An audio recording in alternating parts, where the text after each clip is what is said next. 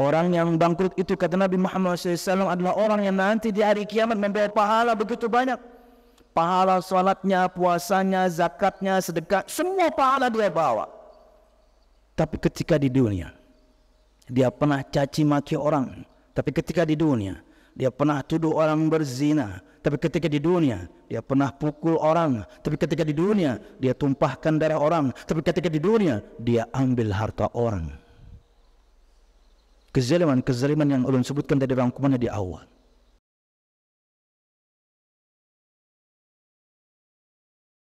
Innal hamdalillah nahmaduhu wa nasta'inuhu wa nastaghfiruh wa na'udzu billahi min shururi anfusina wa min sayyiati a'malina. Man yahdihillahu fala mudilla lahu wa man yudlil fala hadiya lahu. أشهد أن لا إله إلا الله وحده لا شريك له وأشهد أن محمدا عبده ورسوله. قال الله تعالى في القرآن الكريم أعوذ بالله من الشيطان الرجيم يا أيها الذين آمنوا اتقوا الله حق تقاته ولا تموتن إلا وأنتم مسلمون. يا أيها الناس اتقوا ربكم الذي خلقكم من نفس واحدة وخلق منها زوجها وبث منهما رجالا كثيرا ونساء واتقوا الله الذي تساءلون به والأرحام إن الله كان عليكم رقيبا. يا أيها الذين آمنوا اتقوا الله وقولوا قولا سديدا يصلح لكم أعمالكم ويغفر لكم ذنوبكم ومن يطع الله ورسوله فقد فاز فوزا عظيما. فإن أصدق الحديث كتاب الله وخير الهدي هدي محمد صلى الله عليه وسلم وشر الأمور محدثاتها فإن كل محدثة بدعة وكل بدعة ضلالة وكل ضلالة في النار. أما بعد.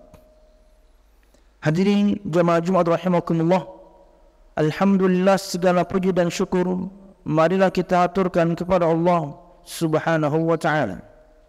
Kemudian salawat serta salam semoga selalu tercurah kepada junjungan besar Nabi kita Muhammad sallallahu alaihi wasallam, juga beserta para sahabatnya, keluarganya dan segenap kaum muslimin yang selalu istiqamah berpegang teguh dengan Islam sampai hari kiamat kelak. Hadirin jemaah Jumat rahimakumullah, dalam surah Fussilat ayat 46 Allah Subhanahu wa taala berfirman, "Man 'amila salihan falinafsihi wa man asa'a fa'alaiha wa ma rabbuka bidzallamin lil 'abid." Barang siapa yang beramal saleh maka pahalanya untuk dirinya. Dan barang siapa yang beramal tidak baik, berbuat keburukan, maka dosanya pun dia akan dibebankan kepadanya. Dan tidaklah Tuhanmu Allah Subhanahu wa taala berbuat zalim kepada hambanya. Jemaah Jumat rahimakumullah, dari ayat ini kita bisa mengambil faedah bahwasanya yang pertama, ketika semua kita melakukan amal saleh, ketika semua kita menjalankan ketaatan kepada Allah Subhanahu wa taala, maka manfaatnya untuk diri kita sendiri. Semua kita taat kepada Allah Subhanahu wa taala, semua jin dan manusia taat kepada Allah Subhanahu wa taala, dari sejak pertama yaitu dari iblis, Nabi Adam sampai semua keturunannya, tidak menambahkan sedikit pun dalam kekuasaan Allah. Allah tidak makin mulia, Allah tidak makin kaya. No. Jangan beranggapan bahwasanya ketika kita menjalankan ketaatan kepada Allah, Allah makin mulia, Allah makin kaya, Allah makin jaya, Allah makin dan makin. No. Manfaatnya untuk diri kita sendiri. Allah enggak butuh. Allah tidak perlu. Tidak sedikit pun kemanfaatan Allah dapatkan dari ketaatan yang kita lakukan, tidak. Manfaatnya untuk diri kita sendiri. Sebaliknya, ketika semua kita na'udzubillah melakukan kemaksiatan kepada Allah Subhanahu wa taala, apakah akan mencederai Allah? Apakah kemudian Allah makin hina? Allah Subhanahu wa taala tidak Maha Esa lagi? Allah Subhanahu wa taala tidak agung lagi? No. Semua jin dan manusia, dari awal sampai terakhir, dari sejak Nabi Adam dan Iblis dan semua keturunan mereka sampai nanti hari kiamat, semuanya jadi orang bejat, semuanya bermaksiat kepada Allah. Allah tidak hina, karena keburukan tersebut, maksiat tersebut akan kembali kepada diri kita masing-masing. Ketaatan yang kita lakukan manfaatnya untuk kita, kemaksiatan yang kita lakukan kita sendiri yang akan menanggungnya. Ketaatan yang kita lakukan tidak menandakan kuasa untuk Allah Subhanahu wa taala. Kemaksiatan yang kita lakukan tidak mencederai Allah Subhanahu wa taala sedikit pun. Jangan kira ketika kita bermaksiat kepada Allah, semua kita bermaksiat kepada Allah setiap hari, kemudian Allah Subhanahu wa taala tersakiti. No. Madaratnya untuk diri kita sendiri di dunia sebelum di akhirat. Dan Allah akhiri, wa ma rabbuka bidzallamin lil 'abid, dan tidaklah Tuhan Allah Subhanahu wa taala berbuat zalim kepada hambanya. Tidak ada. Sekecil apapun ketaatan yang Anda lakukan tercatat, seburuk apapun kemaksiatan yang Anda lakukan tercatat, kebaikan yang terlihatkah atau yang tersembunyi, kemaksiatan yang terlihatkah atau yang tersembunyi, semuanya tercatat. Bahkan Allah Subhanahu wa taala adil luar biasa. Bahkan kalau ada satu nama dan sifat Allah yang menunjukkan Allah Subhanahu wa taala di atas keadilan, Allah memilikinya. Bagaimana tidak? Contoh, perhatikan sabda Nabi Muhammad sallallahu alaihi wasallam menceritakan tentang firman Allah Subhanahu wa taala, "Idza hamma 'abdi bihasanatin faktubha hasanah wa in 'amilaha faktubha asyra." Wa idza hamma 'abdi bima'siyatin fala taktubha wa in 'amilaha faktubha wahidah. Disebutkan oleh Nabi Muhammad sallallahu alaihi wasallam, dua malaikat Allah Subhanahu wa taala, para pencatat amal kita semuanya, lapor kepada Allah Subhanahu wa taala akan bahwasanya seorang hamba berniat untuk melakukan satu kemaksiatan. Kata Allah Subhanahu wa taala, "Aqibu, awasi saja mereka." Walaupun di saat yang sama kita tahu bahwasanya malaikat Allah Subhanahu wa taala, para pencatat amal itu tahu sebagian yang kita rencanakan, walaupun tidak semuanya. Ya Allah, hamba fulan ingin melakukan kemaksiatan. Kata Allah Subhanahu wa taala, awasi saja dia. Baru kemudian firman ini keluar. Jika hambaku berniat melakukan kebaikan, tulis 1 pahala. Dan jika dia melakukan niatnya tersebut, tulis 10 pahala. Dan jika hambaku berniat melakukan keburukan, jangan tulis dulu. Dan jika dia melakukannya, tulis 1 dosa. Apakah ini adil untuk standar manusia? Ini tidak adil. Standar kita manusia yang namanya adil itu adalah jika seorang hamba berniat baik, jika seorang hamba berniat buruk, baru niat jangan ditulis. Jika seorang hamba melakukan kebaikan, jika seorang hamba melakukan keburukan, tulis 1 pahala, tulis 1 dosa. Itu adil namanya. Standar kita manusia. Standar ini tidak berlaku untuk Allah Subhanahu wa taala. Kita baru niat baik saja sudah dicatat, kita melakukan niat tersebut, maka pahala akan dilipat gandakan. Kita baru niat buruk, belum dicatat. Na'udzubillah, jika kita lakukannya baru dicatat 1 dalam Sahihul Jami' Imam As-Suyuti. Nabi Muhammad bersabda, dan dicatatnya pun setelah 6 jam. Setengah hari dulu dibiarkan oleh malaikat ini. Apakah hamba ini bertobat kepada Allah Subhanahu wa taala? Jika bertobat tidak jadi dicatat. Makanya Allah sebutkan jika ada 1 nama Allah Subhanahu wa taala yang menunjukkan bahwasanya Allah di atas keadilan, Allah memilikinya. Karena sudah di luar standar. Adil luar biasa Allah Subhanahu wa taala. Maka ini harus kita tanamkan dalam diri kita masing-masing. Ketika Allah Subhanahu wa taala menafikan dari dirinya kezaliman, wa ma rabbuka bizzallamin lil 'abid, dan tidaklah Tuhanmu Allah Subhanahu wa taala berbuat zalim kepada hambanya, maka kita yakini 1 prinsip, dan ini prinsip akidah Islami, ini prinsip akidah Ahlus Sunnah wal Jamaah. Jika Allah menafikan 1 sifat untuk dirinya, maka kita harus menetapkan sifat sebaliknya.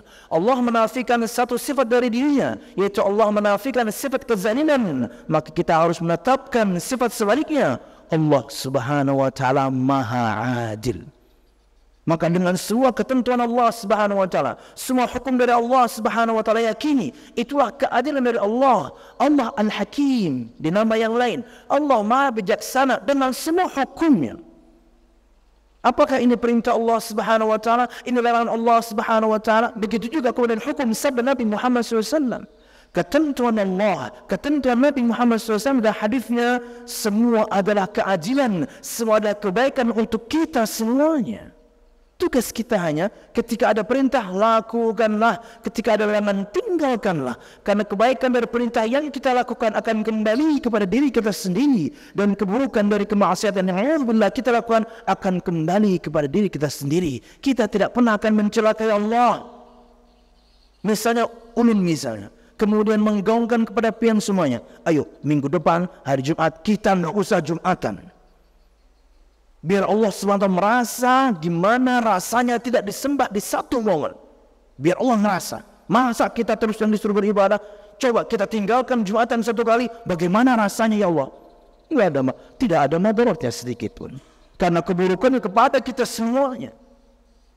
Dan kemanfaatan atau ketaatan yang kita lakukan, manfaatnya kembali kepada diri kita sendiri.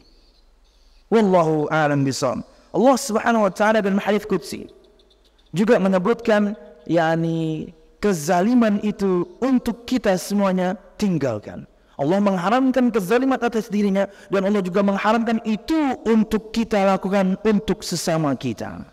Allah Subhanahu wa taala berfirman dalam hadis qudsi yang dikeluarkan oleh Muslim, Nabi Muhammad SAW bersabda dalam sebuah riwayat yang beliau riwayatkan langsung dari Allah Subhanahu wa taala, ya ibadi inni haramtu dzulma ala nafsi wa ja'altuhu bainakum muharraman fala tadhalamu. Hai hamba-hambaku, sesungguhnya aku mengharamkan kezaliman atas diriku, dan aku mengharamkannya juga untuk kalian sebagai sesuatu yang haram, maka janganlah kalian saling menzalimi satu sama lain.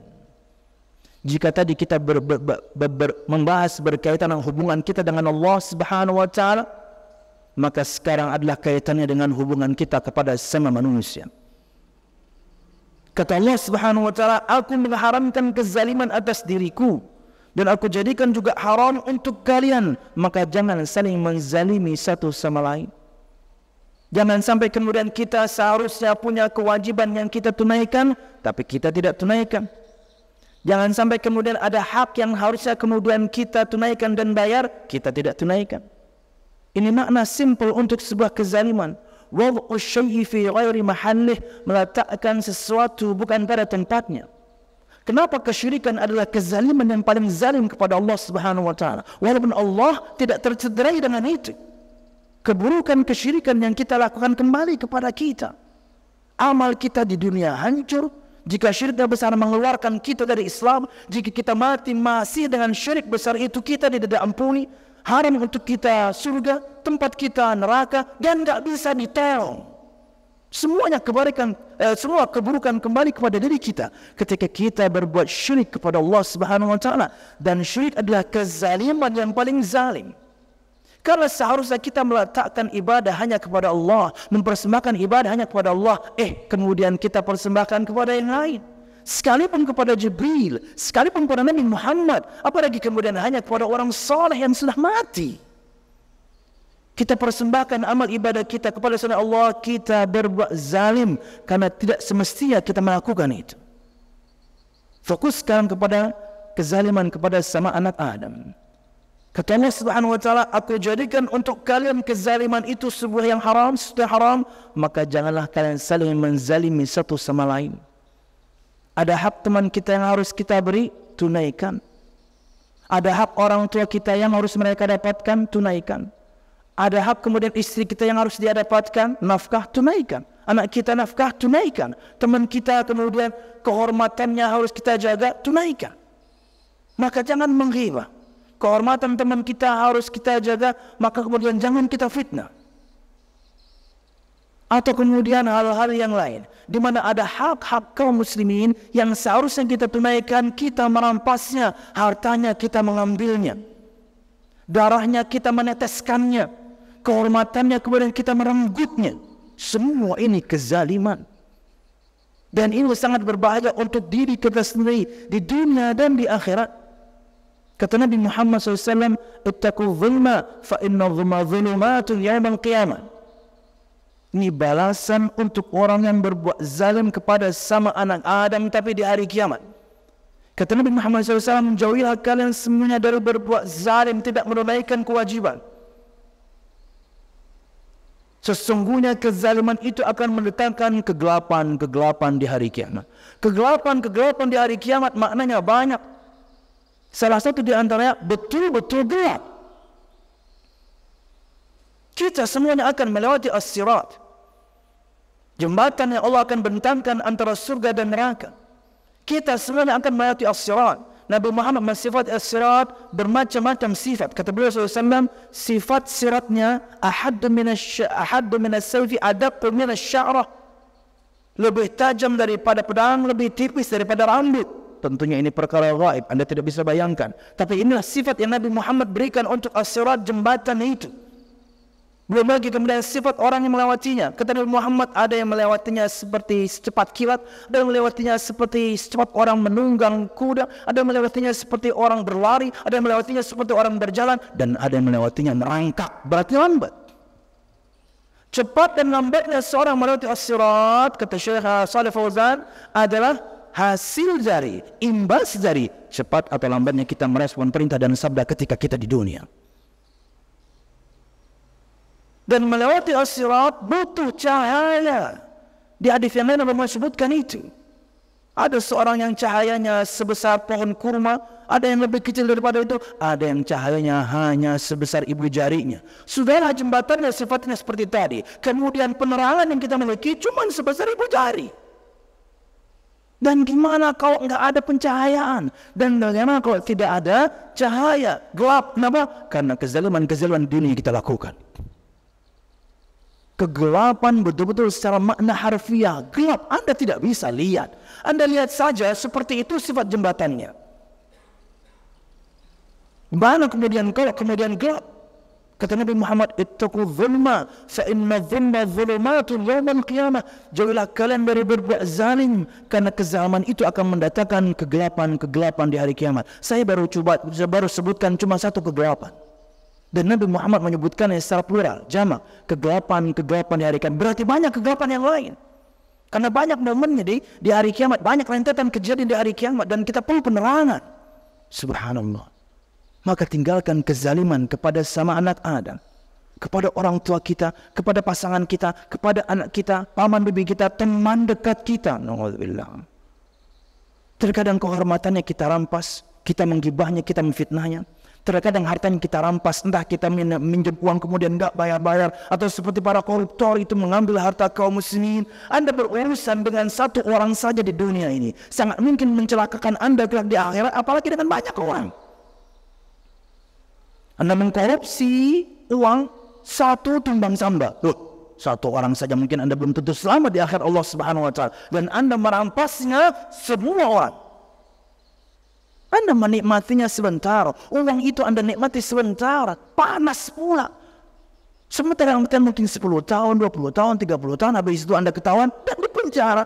Akhir hidup Anda di penjara, kekayaan sebenarnya habis. Di dunia saja sudah mendapatkan balasannya, apalagi di akhirat. Persis sabda Nabi Muhammad SAW. Kata beliau, babani mu'ajjalani uqubatuma fid dunya. Ada dua pintu dosa yang jika kita buka pintu tersebut, kita lakukan dosa tersebut, akan disegerakan untuknya balasan di dunia. Riwayat Imam Suyuti dalam Sahihul Jami'. Kata Nabi Muhammad SAW, al-baghi wal-uquq. Yang pertama adalah kezaliman, yang kedua adalah kedurhakaan.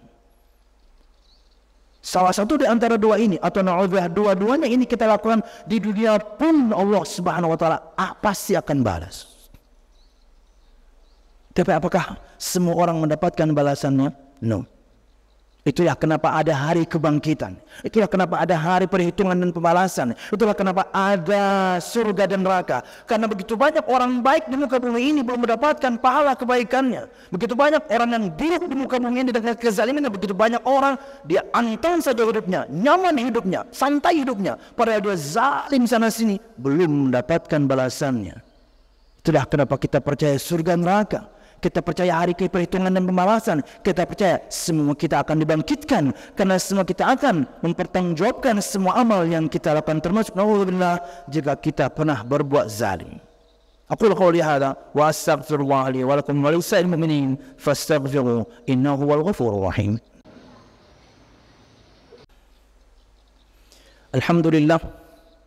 الحمد لله الذي هدانا لهذا وما كنا لنهتدي لولا أن هدانا الله، والصلاة والسلام على أشرف الأنبياء والمرسلين محمد صلى الله عليه وسلم وعلى آله وأصحابه أجمعين، الذي حارب الباطل وأيد الحق وطمس الرذائل وأحيا الفضائل وتمم مكارم الأخلاق وهدى الناس إلى صراط مستقيم، صراط الذين أنعم الله عليهم من النبيين والصديقين والشهداء والصالحين وحسن أولئك رفيقا.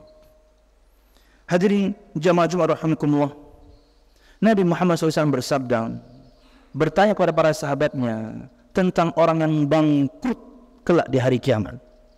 Kata Nabi Muhammad SAW, atadruna manil muflis?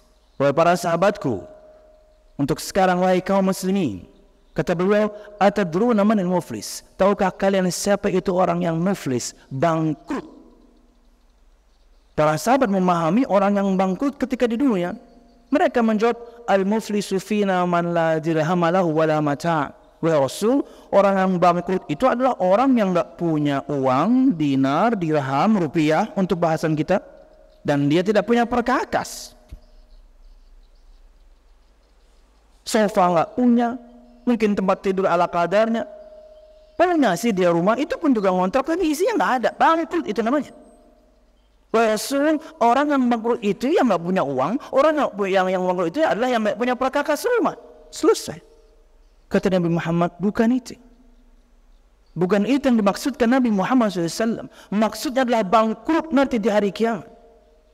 Kata beliau SAW, al-muflisu fina man ya'ti yawmal qiyamah bi salatin wa siyamin wa zakatin wa ya'ti wa qad syatama hadha wa qadhafa hadha wa daraba hadha wa safaka dama hadha wa akala mala hadha. Orang yang bangkrut itu, kata Nabi Muhammad SAW, adalah orang yang nanti di hari kiamat membawa pahala begitu banyak. Pahala salatnya, puasanya, zakatnya, sedekah, semua pahala dia bawa. Tapi ketika di dunia, dia pernah caci maki orang. Tapi ketika di dunia, dia pernah tuduh orang berzina. Tapi ketika di dunia, dia pernah pukul orang. Tapi ketika di dunia, dia tumpahkan darah orang. Tapi ketika di dunia, dia ambil harta orang. Kezaliman yang ulun sebutkan dari rangkumannya di awal. Karena seseorang itu kalau dia sudah mengatakan asyhadu an la ilaha illallah wa asyhadu anna muhammadan rasulullah, muslim dia, haram kehormatannya kita renggut, haram hartanya kita ambil, dan kemudian juga haram kehormatannya kita renggut, haram kemudian darahnya kita teteskan, haram hartanya untuk kita ambil. Kenapa? Dia muslim. Dan ini terjadi banyak di kalangan kaum muslimin. Gibah sana, gibah sini, fitnah sana, fitnah sini, habis kehormatan orang. Korupsi sana, korupsi sini, habis kemudian harta orang. Ya, dan na'udzubillah di zaman kita sekarang jamaah, nggak bisa marah sedikit, kemudian seorang marah, tusuk sana, tusuk, bunuh sana, bunuh sini. Anda kira nggak ada hitungannya. Setetes darah seorang muslim itu sangat mahal. Ya.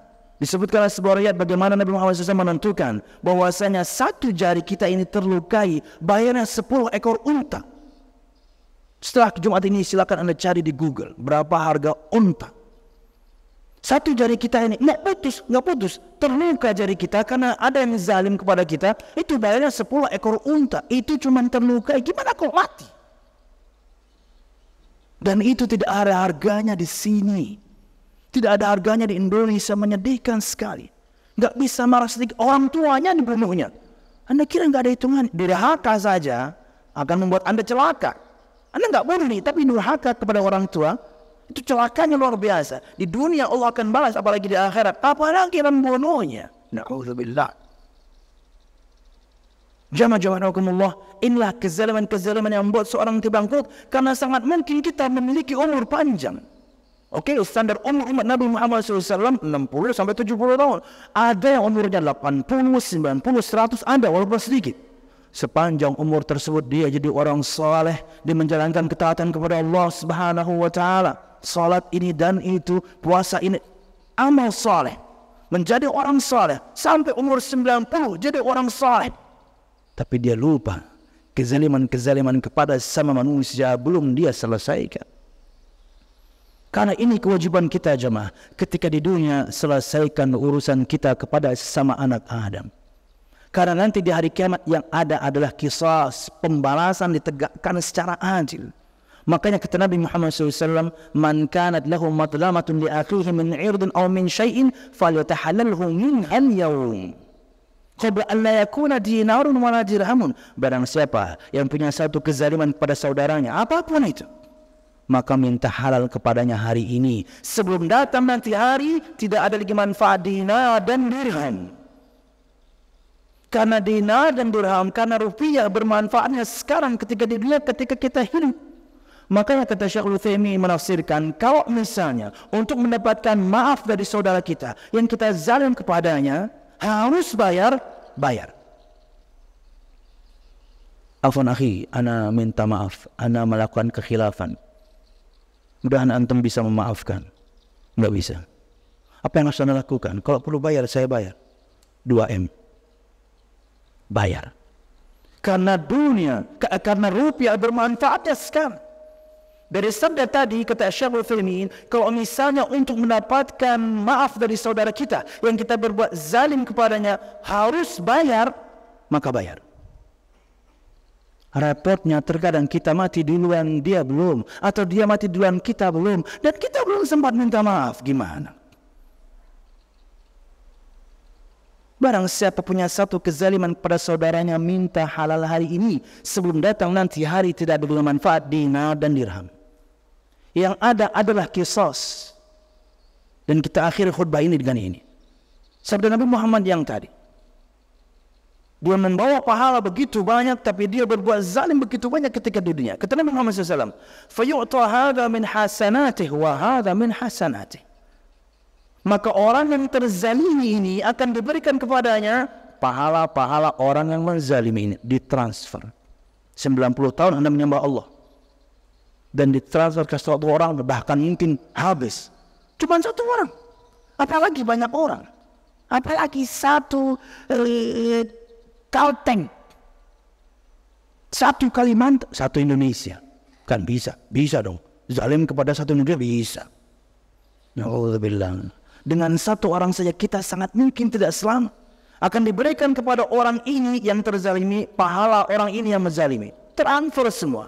Dan jika pahalanya habis sebelum kemudian ditunaikan semua kewajiban tersebut, sangat mungkin kebaikan kita sudah habis, pahala kita habis. Tapi yang dibayar atau harus dibayar masih banyak. Sama satu teman kita aja semua kebaikan kita habis diambilnya. Yang lain gimana? Maka kemudian diambillah dari orang yang terzalimi ini keburukannya, dosa-dosanya, dan diberikan kepada orang yang menzalimi ini, dan akhirnya fatuha finnar, dan dia akan dilemparkan ke neraka Allah Subhanahu wa taala. Na'udzubillah min dzalik. Dan tahukah Anda, dengan ini kita tutup, proses ini terjadinya di Arasat. Proses kisos ini terjadinya di Arasat. Arasat itu adalah ujungnya as-sirat. Anda berarti sudah lewat. Anda berarti sudah melewati jembatan tersebut. Anda sudah berada di ujung jembatan. Tidak ada tempat setelah Arasat kecuali surga Allah Subhanahu wa taala. Di sini ditegakkan kisos. Anda sudah selamat nih. Karena banyak tidak selamat. Karena banyak gancoknya disebutkan Nabi Muhammad SAW. Di bagian atas kanan dan bawah, kanan kiri dan juga bawah. Kalau kita melewati as-sirat lambat, terkait kita jatuh ke neraka Allah Subhanahu wa taala. Ini dia sudah lewat. Tak taunya di akhir dia dikisos. Kenapa kezaliman ketika di dunia habis. Maka disebutkan oleh Nabi Muhammad bangkrut, pailit. Maka jamaah sekalian rahimakumullah, ketika kita memiliki kezaliman kepada Allah Subhanahu wa taala, ada kewajiban kita tinggalkan, kemaksiatan kita terobos walaupun manfaat dan madaratnya kemudian kembali ke kita, bertobatlah kepada Allah Subhanahu wa taala segera. Dan jika kita punya salah kepada sama anak manusia, selesaikan segera, jangan nunggu Idul Fitri. Selesaikan segera. Anda bisa menelponnya, Anda bisa bertemu dengannya, Anda bisa ber-WhatsApp dengannya, sampai Anda mendapatkan kata, oke, kami dimaafkan, alhamdulillah. Wallahu a'lam bishawab. Ini yang bisa disampaikan jemaah, benar bermanfaat, salah dan khilaf, mohon maaf. Mudah-mudahan khutbah ini bermanfaat untuk kita semuanya dan menyadarkan kita semuanya. Ketika kita punya satu kezaliman kepada Allah, madaratnya untuk kita.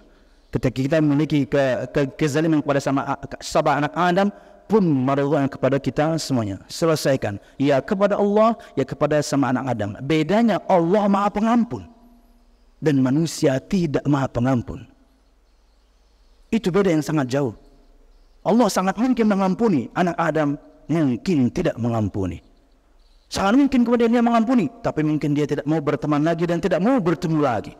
Manusiawi, karena kesalahan kita sangat fatal misalnya. Tapi tetap harus mendapatkan kata maaf itu dari orang yang kita berbuat zalim kepadanya. Semoga Allah Subhanahu wa taala mengampuni dosa-dosa kita. Semoga teman-teman kita yang kemudian kita telah berbuat zalim kepadanya, Allah lunakkan hatinya untuk kemudian memberikan maafnya kepada kita. Amin ya rabbal alamin. اللهم اقسم لنا من خشيتك ما تحول به بيننا وبين معصيتك ومن طاعتك ما تبلغنا به جنتك ومن اليقين ما تهون به علينا مصائب الدنيا ومتعنا الله بأسماعنا وأبصارنا وقواتنا أبدا ما أحييتنا واجعله الوارث منا واجعل ثأرنا على من ظلمنا يا أرحم الراحمين ربنا هب لنا من أزواجنا وذرياتنا قرة أعين واجعلنا للمتقين إماما ربنا لا تزغ قلوبنا بعد إذ هديتنا وهب لنا من لدنك رحمة إنك أنت الوهاب اللهم إنا نسألك الحسن الخاتمة ونعوذ بك من سوء الخاتمة يا أرحم الراحمين اللهم إنا نسألك الجنة وما قرب إليها من قول أو عمل ونعوذ بك من النار وما قرب إليها من قول أو عمل ربنا آتنا في الدنيا حسنة وفي الآخرة حسنة وقنا عذاب النار سبحان ربك رب العزة عما يصفون والسلام على المرسلين والحمد لله رب العالمين.